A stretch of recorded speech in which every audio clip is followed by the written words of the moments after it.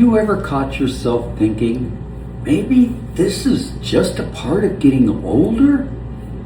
Maybe you've even told yourself, I guess this is something I just have to live with.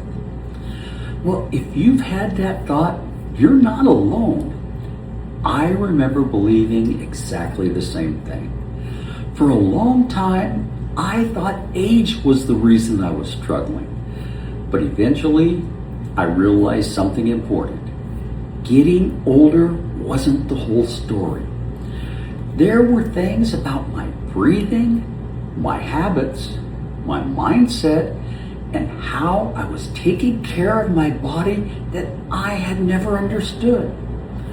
Learning those things didn't change my age. It changed the way I approach my health.